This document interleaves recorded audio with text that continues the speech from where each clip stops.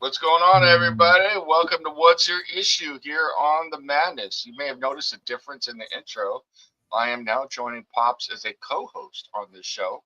Very happy to be here. So, And thank I'm you. happy to have you because I'll be honest, you're a better interviewer than I am. Well, thank you. Thank you. So, Well, it's, it's funny because I'm going to stick on that for a minute. It's like a lot of our people that do interviews do really good interviews. They do their research. They have a good idea of what they're going to do when the show starts. I, on the other hand, don't have time to research. I'm involved in too many of these shows and keeping everything rolling and doing the sharing and all the stuff that goes with it, especially the shows I'm on. I feel like I don't do them the justice they need outside of the show itself. You know what I well, mean? I will tell you a little secret, and then I'm going to introduce our guests here real quick. But I don't do a lot of, I'm busy myself, so I don't do a lot of research.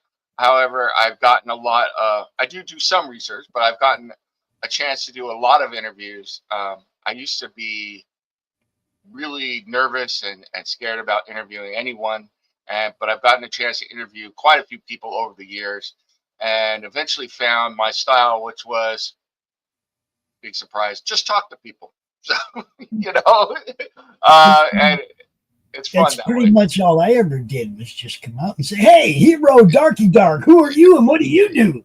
Yeah. So there it is. Hero DarkyDark. Welcome to the show. Welcome to What's Your Issue? Why don't you introduce yourself? Tell us all about yourself, where you're from, and a little bit about what's your issue. What are you coming on here? Tell us all about today, and we'll go from there. So, Hey, what's up, everyone? Heal Doctor here, the heal you don't need but deserve. And yeah, I'm just a indie creator. I make manga. Well, it's more like Americanized manga since it's still black and white, but it's read the right way, not the opposite way. And yeah, I came from. Well, I'm coming from the good old Illinois, from the good old USSA, and then yeah, I'm just here to talk about my newest book that's currently on Kickstarter. The name is Relentlessly Bullied Hero. It's a shonen action manga, comic, however you want to call it.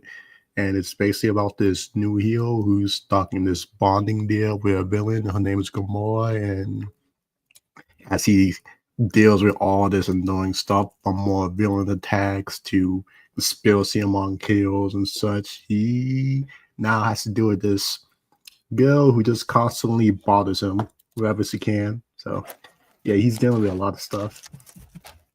great. Look at that.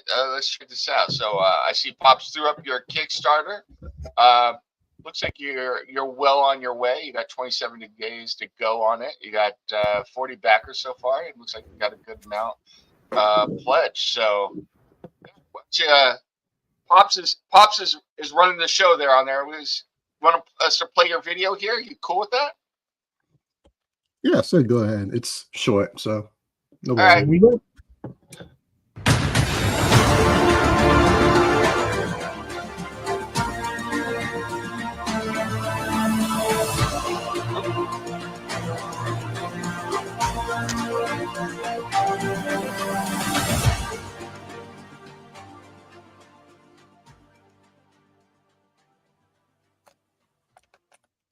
Short, sweet, and to the point. I like it. I like it.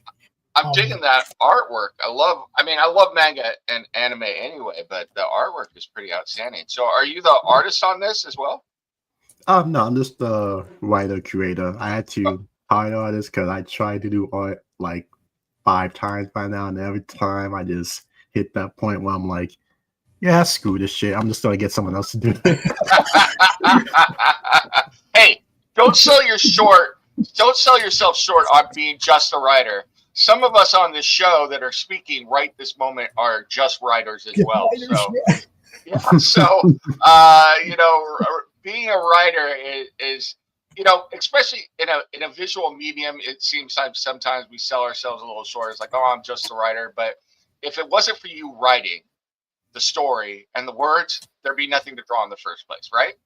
So Right. all the aspects of it are important.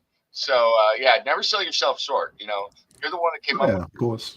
something else to bring into life. So that's great.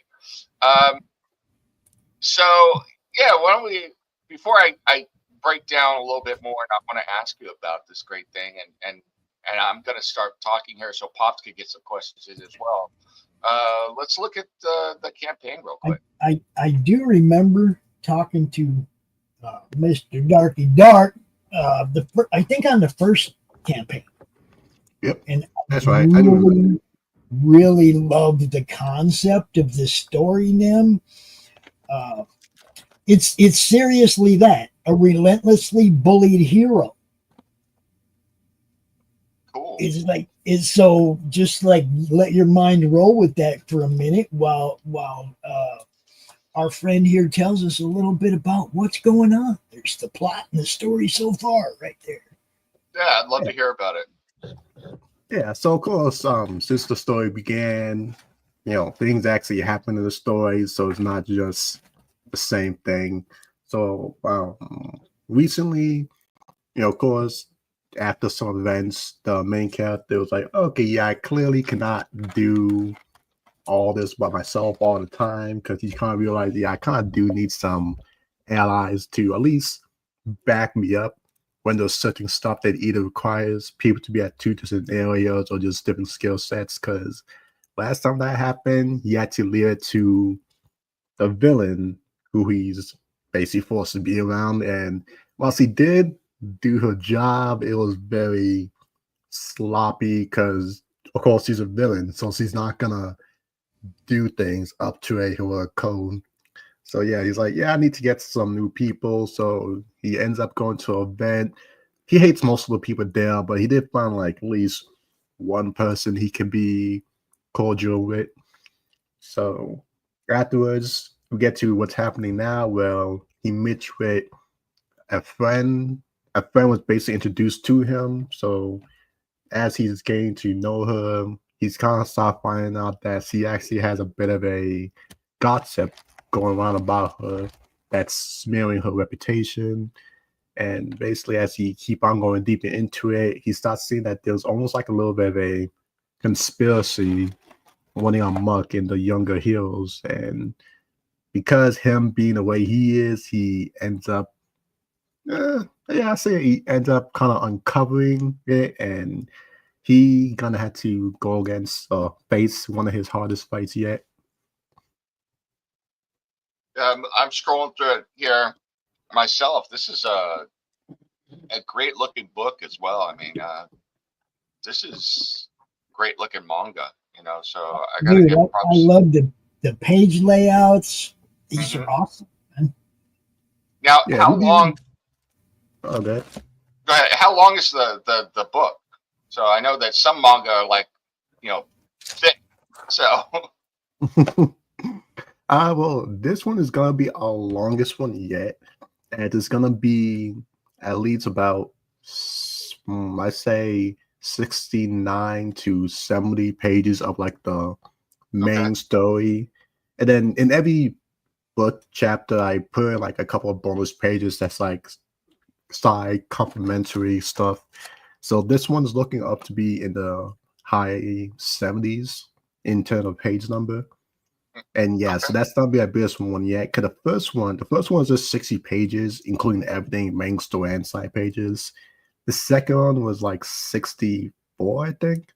So this one jumping up to like 70 plus. It's like, okay, yeah, this is gonna be the biggest one yet. And I thought it was needed since I felt like to tell the story, at least the story that this one's gonna be telling properly, is gonna need some more room to, flesh things out and have things happen without it just resorting to, well, this happened. We gotta move on. Yeah. I'm just also checking out your add-ons here. Zeal's hoodie is tight, man. That thing is cool as hell. I'm afraid that I might get shot in my neighborhood if I wore that, though. I mean, I don't live in the safest neighborhood, man. I walk down the street at the wrong time of night with that on. Somebody's gonna put a cap in my ass, but that thing is cool as hell. So Yeah, thanks to a friend, he helped finally basically a place where I can make like a fully custom hoodie. So I was like, oh hell yeah.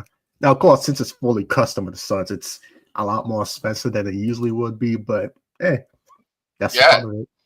yeah, that thing is cool, man. That'd be I don't know that I got the body to rock that anymore either. It wouldn't be Zeal anymore. It'd be like Fat Zeal maybe is running around, but I could see you rocking that at the at a Comic-Con, man. That's pretty cool. That's dope. So congratulations on that. Looking at some of these other, I'm just kind of scrolling through, looking at your campaign.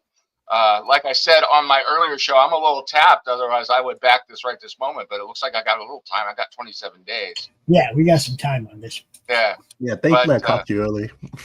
Yeah. Love this roll poster right here. Print A. You got this. It's definitely got a Japanese style to it. Looks like a Japanese like a block print. That type thing. So that looks cool. Yeah. And then you got a little titillation with the NSFW. Well, it's not NSFW. It's just a little risque there. So I like that too. So yeah, a little sexiness, not too much, not explicit, but just enough to make the monkey brain go, ooh. Yeah, I'm a red-blooded American male, so you're not going to get any complaint from me here. So looks good to me. So I appreciate what you're throwing down there, sir. All right, thank you. While I was making that campaign, I was trying to make it be, I guess you could say, filling, but not overly too complicated, so that it's easier to fulfill. That's one thing I kind of had an issue with, like the first two. Well, because I was trying to do too much with so many things, I don't say like it got hard complicated, but it got a little bit too. Okay, so now I gotta accommodate this, or I gotta make sure that this company did this.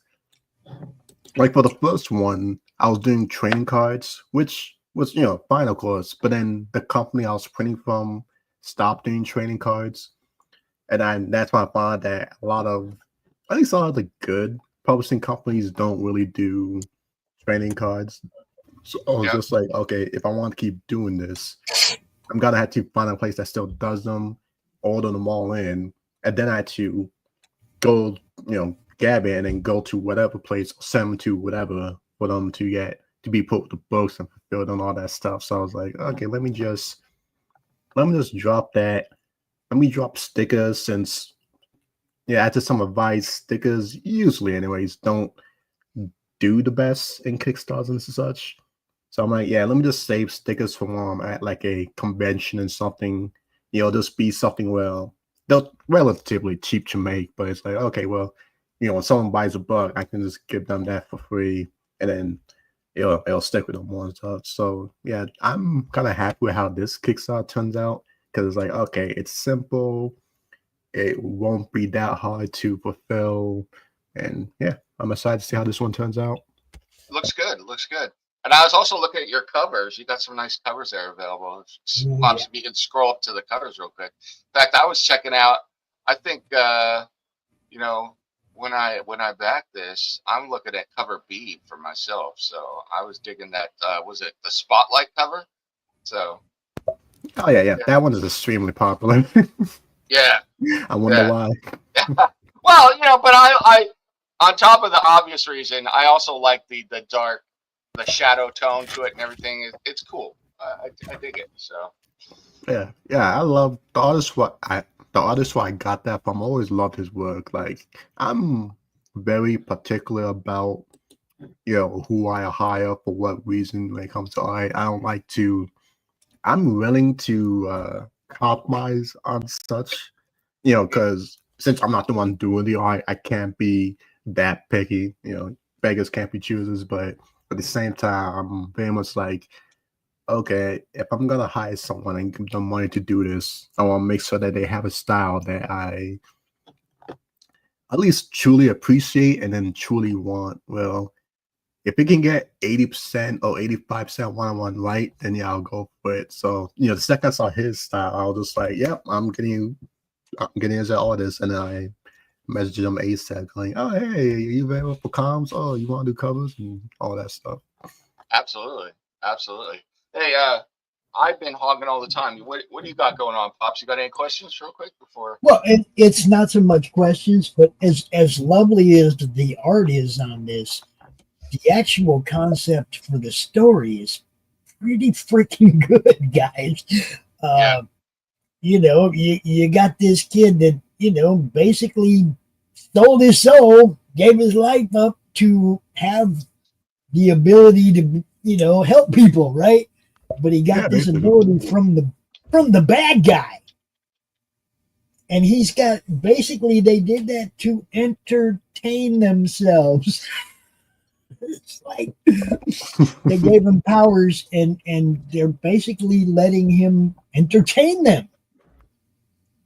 I mean, yeah, that's one thing I'm kind of happy with when I get reception for a book. That when I actually talk to people who read the book and such, I'm kind of happy that not only do I get like multiple reasons why, but it seems like they're also, I guess you could say, truly invested into both the character interactions and plot. Because I feel like sometimes that can be missing for like certain stories, not just any stories, but stories in general. You can easily tell that, okay, this guy doesn't really care what's happening in the story. He's just here because I don't know, he might like the creator, or because they see one hot chick on it, so they're like, okay, yeah, I'll just buy it for the cover, and then I don't know, flip through it till they see, sexy page. Like, thankfully, from the people I've been speaking to who like actually read the book, even outside of like people I usually interact with, which is also awesome. Like, sometimes I'll be at cons or we'll be on like a YouTube video talking about the book, and then I'll just see someone else would be like, oh yeah, I like this, and oh this, that. I'm like, oh wow, that's kind of give me a bit of a sense that okay, I'm actually making something that people are enjoying it for it, and not just for I'm gonna look at it for 2 seconds and then toss it away kind of thing. This part right here just cracks me up. I won't ask where you got the arm, but how the hell are you keeping him alive without a heart? She says, with a lot of mind your business, bitch. Nice. That's writing. I love that. Yeah. It's like, I know that because it's enlarged, that mind your business might catch your eye as soon as you turn the page, but it still reads well, guys. It still reads well. You'll go back to the top of the page and read down to that, and you'll be like, oh, all right, that's fucking funny. I like it. It's what's Yeah, supposed the to more be, it's guys. just like a feistier one. And it's kind of funny because like at the current time of the story, while she is still feisty, that's a more, I guess you could say, turned down version of her. So you can only imagine how she is when she was younger. Which it's kind of was part of the point of that scene to show that okay, well, so she can really have the claws out when she wanted to. And he's just like, it's easy. I'll kill him if he gets out of line, right? So I'm pretty sure that I know the answer to this question already, but I'm going to ask it because I'm looking at I've heard what you've said so far. I'm looking at the writing on the panels that I've read through. I'm looking at who you chose to do the artwork. I'm assuming you're a fan of manga anyway. Is that Oh true? yeah, 100%. Yeah. Like, of course, I enjoy both manga and comics books, but when it comes to like the medium of manga, like the reading books part, I'd say I'm more lean towards it, as that was like some of the first pieces of books I say I actually read. When compared to like comic media, it was usually the shows like Justice League Unlimited, Static Shock, excuse me, that I consumed. It wasn't until I got more towards my teenage years I started to at least try out some comics, like Blackest Night for Green Lantern and such. Okay. But I was doing that for like manga way before, because anime basically adopts the manga like 1-to-1. Well, not 1-to-1, but basically adapts the story. Yeah, basically. So usually, of course, especially back then when I was younger, well, all these streaming stuff and catalog weren't so easy to find. When the anime ends and you don't know the resources to check once the next one's coming, you're like, oh, I can't wait. I'm just gonna read the manga, and then You are preaching to the choir, my friend. So, And he makes it so easy for people to cosplay his character. Look at that. yeah. He's selling you your cosplay outfit right there, guys. You know what you were saying about anime and manga.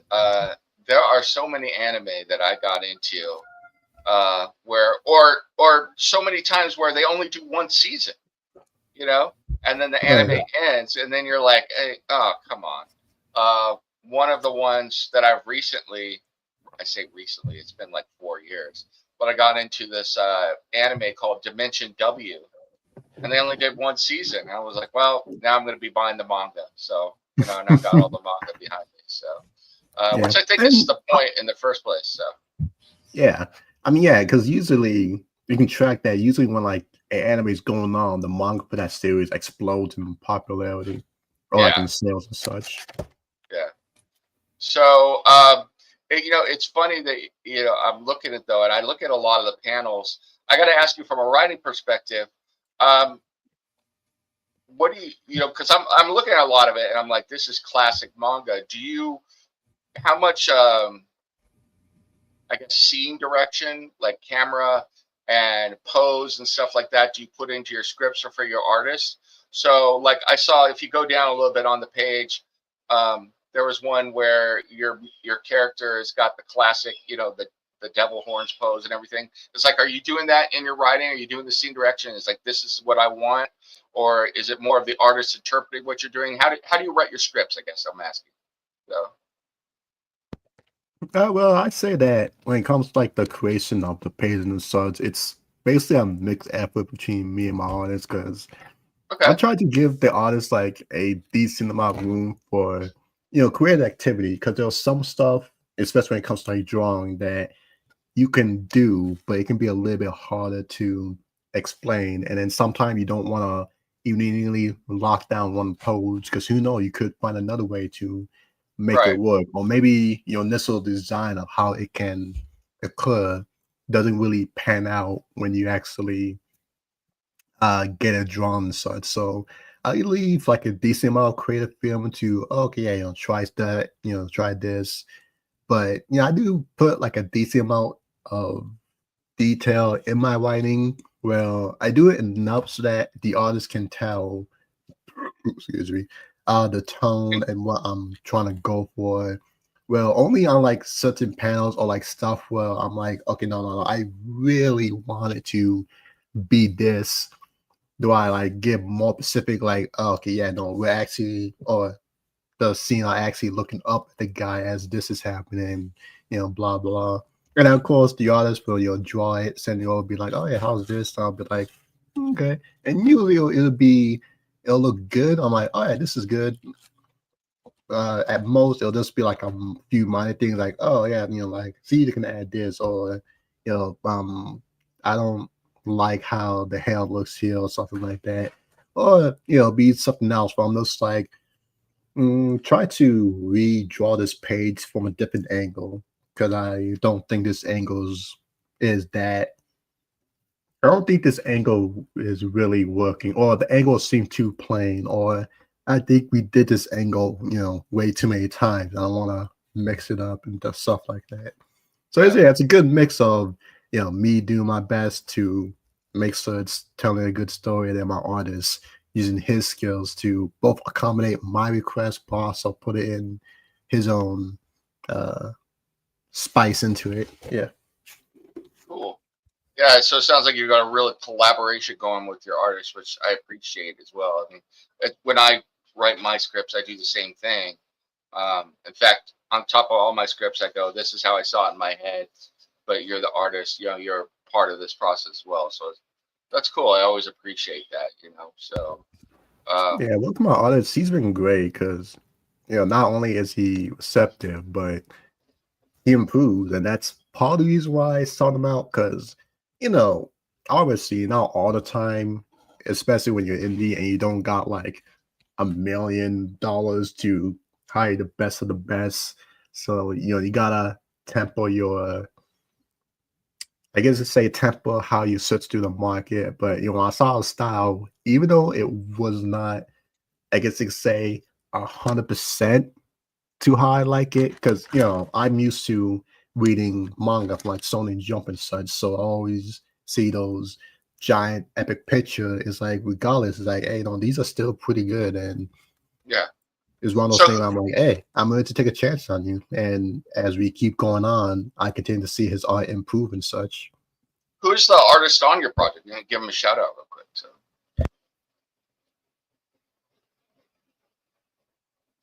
Oh, Did we lose him?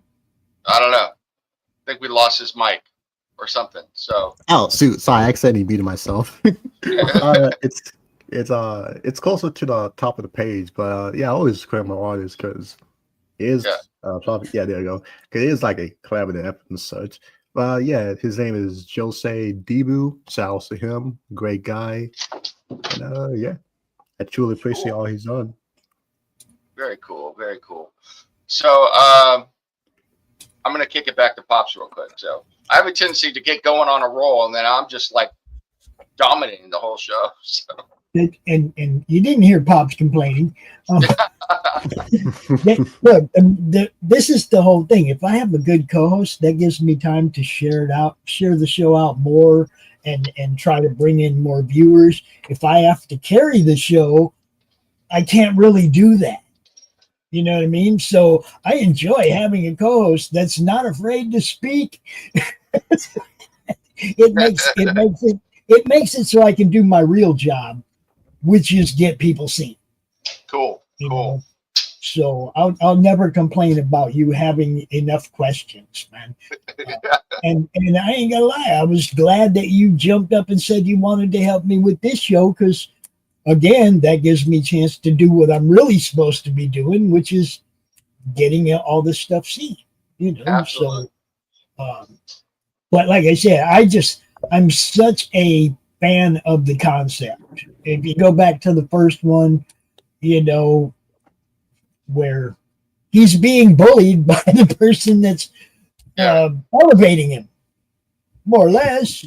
It's like I really liked the twist to the concept, and I somehow missed 2. I don't know how you got the second one out without me knowing about it, but there is a digital backup catch-up tier over here, so you can get 1, 2, and 3. There's the number 3 cover A physical, and this is anywhere in the world. This ships internationally, and make sure you cover yourself on that, bro, because sometimes that comes back to bite you. Oh yeah, for sure. Thankfully, most of my owners are American, so even if I do get international ship, and let's say I missed the mark by like, I don't know, $5 when it comes to shipping, I mean, granted, the putting on the book itself should cover it, but even that was if I like way overshoot it. It's like, okay, well, I mean, it's just one, who cares? Well, we do have our main UK fan over there, Carrie, and she loves to back books, but she needs to know they're going to make it to her. Yeah. Oh yeah, no, boy. That's why. That's one of my thing where like usually if I launch a Kickstarter, it means that either the book is done or it's like, let's say the range is either it's done or it's like 80 to 90% done and on a straight path to it. Because yeah, I kind of hate to like not get a book either. Kind of like, dude, I pay for this. Like I want my stuff in a reasonable amount of time at a reasonable amount of money. Now I'm willing to wait, but yeah, eventually it hits that Fed mark of okay, if I order a refrigerator, I'm not gonna wait a decade for the fridge. And that's why I honestly like to leave, fulfillment and stuff to like actually a pretty decent company to like do it. So it's like, okay, not only is it being made good, but it's being more professionally fulfilled. So thankfully, fulfillment won't be that big of an issue to me. And if there's ever a problem, I'll just, refer it to them and just be like, hey, what happened? This happened. Go fix it. If fulfillment does become an issue, we have a guy. Yeah. Critical Blast, right? Yes. Yeah, they're cool. I had some questions about shipping before, and they helped me out, and that made Yeah. making the shipping pricing easier. As it's kind of hard, 'cause, like prices can change and such, and you never know. So it's one of those things where I was like, oh, okay, this made it easier, as I can just go, okay, I can just do this, do that, and do this. And thankfully, the place I'm working with has offices or stuff like different countries, so it can make shipping to those countries a little bit easier. Right. Now, Who is that that you're working with? Comics Wellspring, It's right? yeah. Yeah. Oh, they're doing their own fulfillment now. Holy crap! Oh yeah. They have been for a while. So, yeah. Is that why they had to move into a bigger warehouse because they wanted to start doing fulfillment too? They might have. Yeah. So, I mean, they're right here local to me. I live in Michigan, so okay. I talk to so many people that use them. It's like it's That's a good old place. news. Comics Wellspring, everybody uses them. So, part of this is getting to know your campaign, but part of this is talking a little bit about you. So, obviously, anything that you want to share, whatever, that's perfectly fine. But I want to get to know you a little bit better as a creator. So, you already mentioned that you started with manga and then moved on to, I guess, Western comics. But what were like? If you had an inspiration, what are those manga that really inspired you to be like, hey, I've got to be doing this for myself. I've got to create manga as well. So, Yeah. Well, if it comes to inspire me as a creator itself, it's yeah. of course like the classic big three, Naruto, Bleach. Well, not so much. Well, yeah, a little bit One Piece. Of course, Dragon Okay. Ball. That's classic. Yeah. Then everything else I kind of watched that was on Toonami and such. So I'd Yep. say those was like the main base of it. And then as I grew, there was other stuff like Pokemon, Digimon. This one's a little bit more niche. There was Kenichi Demise Disciple, small stuff with it. So those are things that like really created a base of mine. Of course, I'm a guy, so I prefer action in my media. So if you have Yeah. action, I will more likely to watch it. Right. I guess when it comes to the makeup of this bit itself, the inspiration is stuff like My Hero Academia, One Punch Man, and such. Love And it. all the more hero-based mangas I've read. Yeah. Yeah. I got into My Hero Academia and kind of binged that a while ago. So I watched that. I watch all different types of stuff. I've been watching, well, that's not manga. I mean, that's anime, manga and anime, but I started with the anime and then watched anime, since the 90s. But I guess that's the next question I have is, do you have a preference between anime or manga, or are they just interchangeable for you? You would do either one. I'd say they interchangeable, as it really just depends on the medium of either one. Those cases where the manga, I don't want to say the manga is bad, but the manga is, I guess I could say, a bit more substandard in how it presents itself. Meanwhile, the anime is a lot more expressive, better pacing, able to convey the ideas better. But then, the opposite can also happen where the anime may not be good either because the studio or time limits or whatever. But if you go and read a manga, it's amazing, beautiful artwork, all this kind of thing. So it really just kind of depends. I guess more recently I've been a bit more of a manga guy, where I have my weekly manga that I'll go through when the new chapters come out.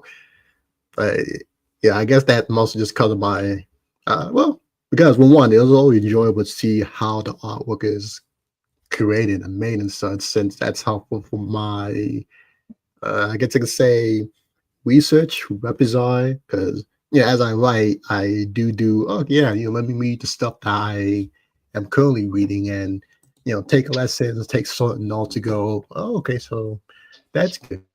So that's how this turns out, or try to take pieces and tips on how to properly space things out,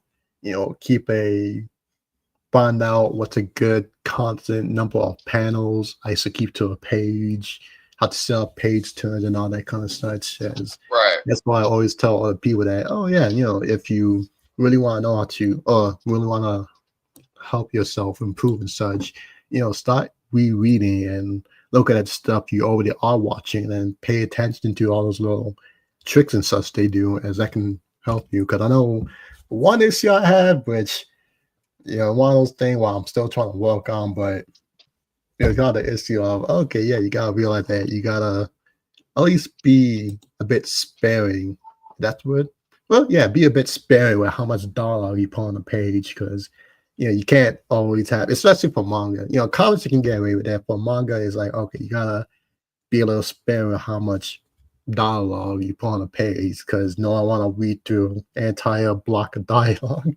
Right. Especially if it happened like mid-action of someone punching, because who could say an entire paragraph within the span of a punch? Yeah. Well, that's interesting you should say that. So I was on the show as a guest on one of the first episodes, and what's your issue? Originally, the original concept, and Pops can correct me if I'm wrong, was that you come in and talked about your actual issue. What is what is a thing that you want to talk about that's a problem? So, no, the whole thing is it's a play on words. Right, okay? right. If you have an issue with the industry or an issue with something you want to come out and get off your chest, you come here and do it. If you want to come out and talk about your latest comic issue, that's also, you see what I'm saying? It's totally a up to the guest what they want to. Right. They get the podium. It's what's your issue. Yeah. So I'm going to put our guest in a little bit of the spotlight here, because I'm going to ask him about an issue, and you can obviously say I choose not to answer. You can plead the fifth if you want, but one of the things that my friends and I have talked about for a while is the rise of manga with the youth. Those of us, some of us here are literal graybeards at this point. Our beards are turning gray. But the rise of manga and the decline of Western comics appeal to the younger generation. And, part of it, I think you're talking about, and this is my opinion, but I want to hear your opinion, is that, you've got like, in time, sometimes there's too much dialogue, instead of sticking to the action and the heroes. I mean, I think there's a number of reasons why manga has risen in popularity compared to Western comics. But I was curious what you thought about that. What is your opinion, if you choose to share it with us, about manga versus Western style comics and how they appeal to, I don't know how old you are, but the younger generation now, or the new readers, appear to be leaning that way? Yeah, well, I say, of course, nothing is ever truly like one big issue, but I say like the top 3 issues is one, accessibility. I don't just mean that, okay, yeah, there's Superman 500 and blah, blah, blah. It's like, yeah, that is kind of it, but like, let's be honest, that wasn't an issue, like 20 or 30 years ago, when it was still like Superman 300 and such. People still was able to get into the story and just go to back issue. But the real issue is that, of course, the continuity issues, because it's not just one long swung out stories. Well, yes, it's different authors, different arcs and such. You just need to pick which area you want to start with. But it's all those, okay, yeah, this series starts, goes, and then ends suddenly, and then now there's a new series that doesn't connect. It's completely lost. It's differently named. I'm sure if you can even find a connection between two, and then that goes on, and then that might get canceled, and then here's a different one, and then maybe that got retconned completely by different events, and then now there's 3 different events that's all affecting the main book of the character you're following. But since the events, meaning that 9 out of 10, whoever called it, was probably caused by another character, now all of a sudden this character whose job was, let's say Burger Flipping Man, King of Hell's Kitchen, was doing his burger wars, and then now all of a sudden he's fighting space people because the Guardian of the Galaxy got into something. So now that's all of a sudden intruding on Burger Man's plot, which is gonna confuse people. Kind of like, wait, why are you fighting space people? Why this here? So that's the issue, because like, okay, because if you've been into it for like a while, it'll still be a bit harder to navigate, but at least you'll be through the door enough to try to find out where you're going. But if you're not always through that door, you're just walking in and seeing a total mess. The door's broken. So that's an entrance or not. So a lot of people are just going, yeah, screw that. I'm gonna just go somewhere else. Compared to manga, well, I mean, yeah, it's true, but let's start with issue number one, bro. Yeah. But you're talking about barrier to entry, so yeah, which makes it a lot easier, since even like the longest running series, it's not 3 different titles. It's still usually just that series, chapter XXX, and a few times where it does have like something to it.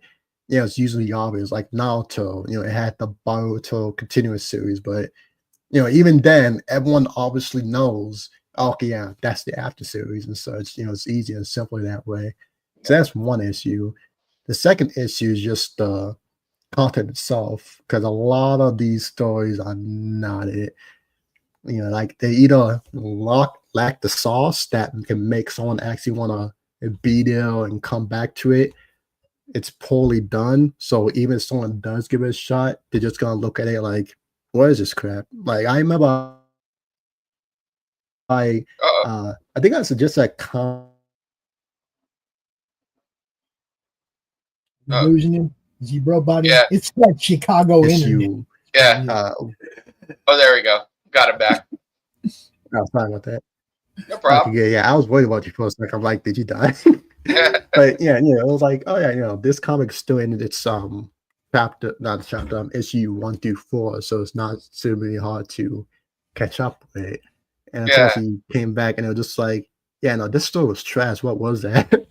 Yeah. And then, with of me, course, I think part of it is also the younger generation looks for that instant gratification, and like too. this is westernized manga with detailed backgrounds. You know what I mean? What you've done here isn't the same as like what I see when I look at regular manga. You see a image, 2 guys, and a bunch of action lines, movement lines, right? There's no background detail. It's popped out quick. You can pop out a bunch of these books really quick, and that's what the younger generation is all about: instant gratification. The quicker you can get them in their hands, the happier they are, right? And we try to get that across to our Western indie comic creators as well. You look at people like Carissa. Carissa gets it. The quicker you get these things in people's hands, the more of a following you're going to develop, because that's the kids now want that instant gratification. They want it right now. Well, I mean, granted, people are willing to wait. Like, I know a lot of pocket mangas are weekly, but there are still mangas that are monthly and such that still does great. People are willing to wait. It's just that they want it, one consistently, and they want. Well, that's what I'm saying. Monthly is consistently what Western comics always was. Right. Okay. Yeah. So that's what the fans want. They want that monthly book. Okay. Manga can do that because, let's face it, the art isn't near as detailed as what the people in Western comics are doing. And they only usually it's black and white, so you don't have to have the colors. And it's an assembly line type deal over there, man. It's like bang, bang, bang, just like it used to be. But the stories are good, and I think there's a lesson to be learned there from indie. The stories are good, and that's what the people are coming for, and the art is good too. But it's like you don't always have to have Alex Ross level painting on every single panel. So, because that takes a lot of time. But I thought it was interesting what you said too, though, is the barrier to entry. I've heard that quite a bit, and I have to agree with that. As a long time comic fan, like after a while, it's like, how many titles, how many books do I have to read just so I could read the book I want to read? So it's like the current MCU. It's like how many TV series do I have to watch so I can watch the movie I want to watch? So yeah, and like I mentioned, it's not even like it's in a straight line. You never know when the story you read was just not even just retcon, but like completely rinsed out or ignored. So it's not even like a straight path of what to read where. It's no, you're basically just playing on a dartboard of, oh, okay, this is what I'm supposed to read next. And it gets confusing to people. Right. And I think a really big thing is, of course, the sauce, which is why people will read it. Like I'm pretty sure everyone here have at least like one or two shows that they'll at least kind of keeping up with. That probably because the show, either its premise or something, has something that makes you go, "Oh, I wonder what's gonna happen there." Oh, Like why this thing, what I'm doing here, it's okay. Yeah, there's a hero who's basically got this busty goth villain who's always bothering him and such. Even if it's small and it's just for like a moment, that can at least put like that little brainworm into someone to go like, oh yeah, that's what that book's about. I wonder what's gonna happen next. That can and help make someone come back for more. But like a lot of these comics, at least for the mainstream, it's kind of just like stuff happens to them, but who cares? well, and they're rehashing the same old things all the time. A lot of them. Oh yeah, that too. Which is, I have to say, one of the things that indie is doing or is trying to do. We'll see if we break through or not, but bring all those different stories. And we had a great comment here. Some manga is hella detailed. You're absolutely correct. It just depends on what you want to do. I think the vehicle gives you all different things. But one of the things I've noticed about manga and anime that you definitely don't get from mainstream Western comics is there's a manga or an anime for everybody. If you want superheroes, you can get superheroes. I watch that. If you want horror, you can get horror. I watched that. If you want paranormal stuff, you can get that. If you're into ecche or harem, you can watch that. You got it all. If you're into romance, you can watch romance. If you're into cutesy stuff, you can watch that. So they really offer, a little something for everybody. There is an anime or manga series for you, no matter what you want to consume. So if you're into, Abo, there is some that's hella detailed, but it probably doesn't come out monthly. right. It's 60 pages. That's what I'm saying. It's like, Well, the reason it sells is because it's monthly. People can get it.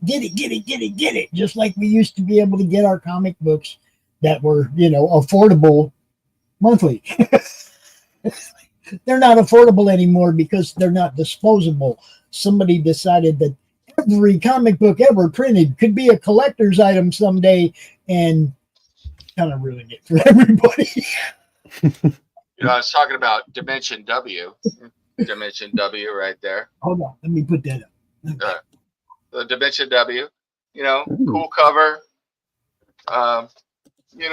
It's got a fair amount of dialogue and everything, but it's black and white, so they got to save on color. There's a couple colored issues on there, but they got to do one. Have that Green Hill check and that one guy with scruffy hair. Yep. I remember that anime. Oh wow, that was the name of it. When it came on, I was young, and I'll be honest, I was horrible at names. Okay, that's good. Oh wow, I just looked it up. Wow, man, I should really catch up on this later. Yeah, Dimension W is cool. I like it. But this is fairly thin as far as mainstream manga. Meanwhile, I've got some manga collection that are like 500 pages. So it just depends on what they're doing and everything like that. But you got stuff for everybody. So I think I love that. I'm one that does Western style comics myself, but I've thought of, there are certain stories where I want to do it manga style as well. So I think that, we got to find that happy coexist place. And I think a lot of what you said about, the stuff with Western, I think that those people who are making Western comics, either indie or mainstream, we need to listen to what our audience is looking for too. So yeah, always. Like I don't want to put any indie people on blast, but some issue I see with some indie people is that, how can I say, they're a little bit too egoistic. Where it's like, okay, they'll act as if every page they've made is the Mona Lisa. And I'm just thinking to myself, okay, like I get you pull a lot of detail, you pull a lot of work into it, but my dude, this is a medium for Right. consumption.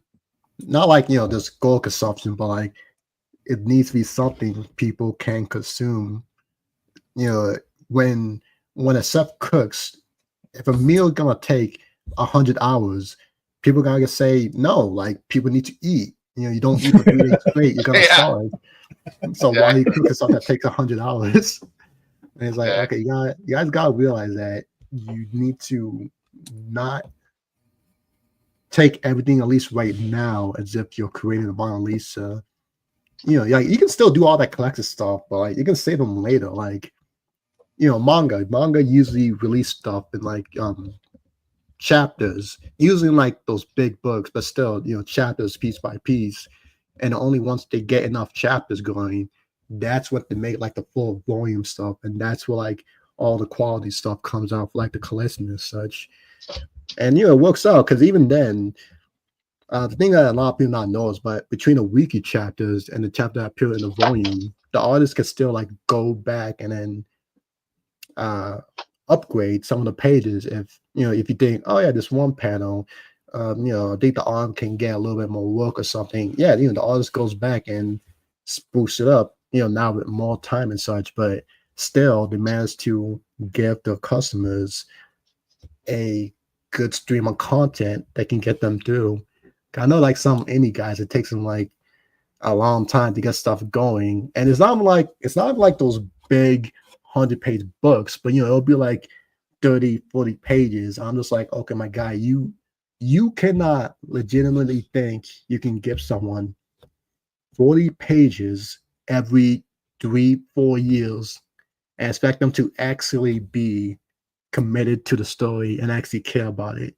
Like, no, that's right. Wishful thinking. Right. And it's especially since, and that's giving you the grace that the story and your writing was actually even good. Because let's be honest, not every indie person is that good at writing. Not everyone. Of course, there's a bunch of good ones, but not everyone. Because, for some people, it's the first story, or, it's the number one, and number ones can be hard for a lot of people to write. And usually to get through that is to write more. I know my number one isn't perfect, but as I did more, now I'm on number 3, my writing have greatly improved. And so it's like, okay, if you're spending this much time on such a short sample size, well, you probably either have to fill that book completely up with lore, which is a turn up, or so few things happen that there's not much you can grab into. Who's gonna want to buy that when instead they can go to I forgot the name, but this one company, well, even though they do monthly or someplace quarterly, that's the quarterly update of the series that they don't mind waiting for, instead of 30, 40 pages that's either a lore dump or just feel a few events happen. Yeah. I feel like that's something they can improve on. It doesn't hurt to establish a regular delivery schedule, a regular schedule that people can expect your books are going to come out. If you do that, they're willing to wait 2 months, 3 months, 4 months. If it's every 2 months, 3 months, 4 months, you see what I'm saying? Yeah. If you're sporadic, if you get this one out like in 60 days and then the next one takes a year and then the next one takes 6 months, it's like, yeah, then people are like, we have no idea how long I'm going to have to wait for the next one. Right. I mean? Setting up if the content is not very fulfilling in itself. Because like if it's inconsistent, but every time an update comes, it's like 100 and something pages, then I think people will be more gracious, since it's like, okay, regardless, I'm getting a big book, but of course, big books takes time. So it's usually these little books, or not little books, but you get what I mean. It's not. The thing is the little books shouldn't take time, and sometimes they do. Yeah. But whatever it is, I think you got to be willing to learn from your mistakes and listen to your customers too. So, just try to keep on a somewhat regular schedule. Yeah. So that people know every 4 or 5 months, every 2 months, whatever, they know your next project's coming out. They know your next chapter's coming out. And I'll admit, I've made that mistake. I've had a number 1 come out, and then it's like people are waiting for number 2, and number 2 is not on the radar at the moment. So, yes, it has a lot to do with it. being is I hate to use the word being regular, but you know, it's Yeah. like Well, hey, having a regular fulfillment schedule seriously will help your growth of your fan base, because that's all people are going to talk yeah, about is, yeah, man, I get it every 2 months like clockwork. yeah. So Yeah. Like honestly, that's why it's like a self-standing. Well, like I try to keep my book, in that 50 to 60 page range, because like, okay, 50 to 60, I have enough time to, do a decent self-sustaining story in it while, being up to be substantial, but it's small enough to where I feel like, okay, I can get that done within a couple of months and then it can be yeah, released. So, and I and know that's for this one I'm going over it, but that's like, oh, okay, special exceptions. Except surprisingly, if I look back on the timeline, this one's got done, it's getting done at least faster than I expected. But that's probably just thanks to, which I think a lot of people do work on, but good time management. Because Yes, because it's this huge. story started like, like 2 years ago. I think it's just about Yeah, to come up to like 2 years ago. yeah, and And you're at the only about 180 pages, and that's not bad. You know, I mean, yeah, you're at 180 pages. That's how I wanted to point out that catch up tier right there, guys. $50. That's 3 books, 180 pages. yep. You yep. know, So it looks like we are getting to that time, but yeah. before we I want go, to say hi to Reverend Self Destruct. What's happening? Jumping in the chat over there. It's good to see you, man. Good to uh, see everybody. Thanks for tuning in. so why don't you let everybody once again know about your project and where people can find you on social media to follow you and everything, because they need to be backing this project and back this guy who is putting out incredible manga and spreading the word. So tell us all about, once again, your Kickstarter, where we can find it, the name of your title, and where we can find you on social media. Yep, of course. So yeah, this neat little book I'm working on, Relentlessly Bloody Hill. It's on its third chapter, and it's about this new hero who's gone to this bonding deal with a villain. Her name's Gamora, and as he continued to try to fulfill his heroic duty from dealing with his past, dealing with a slowly decaying society, on all that stuff, he has to deal with a villain who won't leave him alone. So it's kind of like a fun action comedy series to go with your palette. I'm here with DarkyDark. Thankfully, that's my universal tag, so you can find me on YouTube, X or Twitter, Instagram, and that kind of such. Cool. Very cool. Well, thank you for being on What's Your Issue this Friday, and thank you for sharing your project with us. Everybody, go check out the Relentlessly Bullied Hero on Kickstarter. You can check it out over there. I'm sure we have the link in the chat and probably in the description as well. I haven't checked it out. Make sure you go check that out. If you can't back now, follow. We still got 27 days on this campaign. Make sure, when you got time, get in there, give this guy, some love. Make sure you back this campaign, get on it. It looks fantastic. And thank you for being a guest on our show today, Hero Dark. So, DarkyDark, I'm sorry. Oh, no problem. But yeah, no, hey, I appreciate you guys for having me on. I always love to come on and just talk about the creative process, as that's the fun and needed indie of feeling one step closer to the machinations of what creative media we all love. Absolutely. Right. Yeah, thanks so much for coming on again.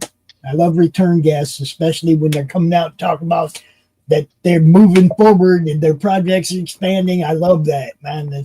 It shows that the faith that we threw at you in the beginning when I first saw your book, and I was like, man, I want to help promote this guy because it looks good. The fact that you're on book 3 just renews my own faith in my judgment. Cool. Thank you. I'm glad I met your expectations. Hope I continue to meet them more. It's not that. It's that you keep pushing. Okay, Yeah. It's not my expectations that matter. It's that you don't quit that matters. Sweet. You see, I'm just one guy out here, man. My expectations don't mean shit. What matters is that I get to keep talking about you doing more stuff. You see, that's what it's all about. Don't stop doing what you do, or else I won't have nothing to do. Right? Hell yeah. Oh yeah. There you I did. I'll keep on going for 100 years.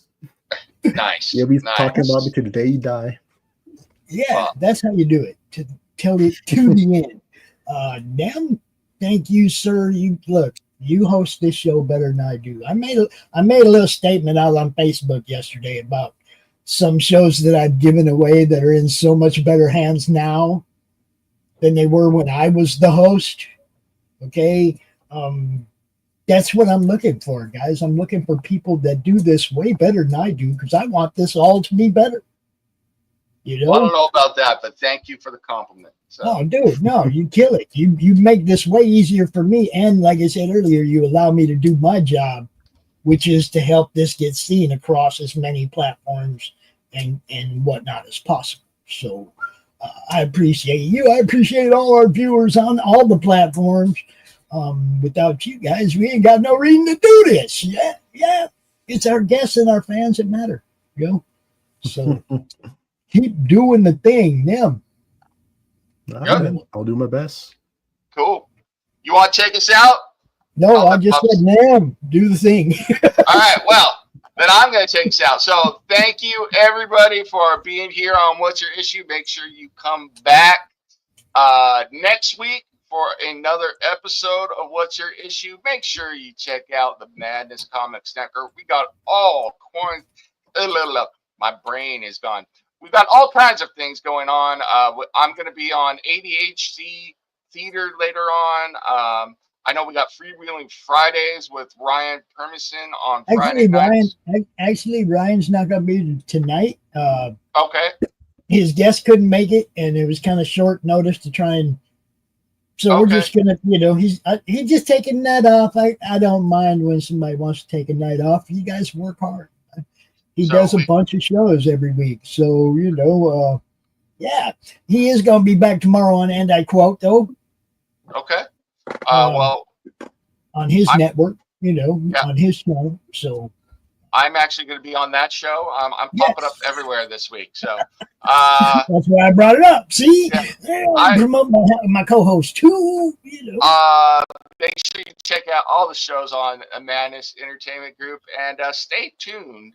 I am going to be launching my own campaign soon for something, but we will wait for that for when it happens. The only thing you left out, or I don't know if you left out, I might have missed it, but Lori's campaign closes tonight here on the Madness. So when you see that big countdown and we're all yelling, there's only like 6 hours left on Path of the Pale Rider #7. Go check it. Yeah, make sure you go check that out. I did see that. I forgot about it.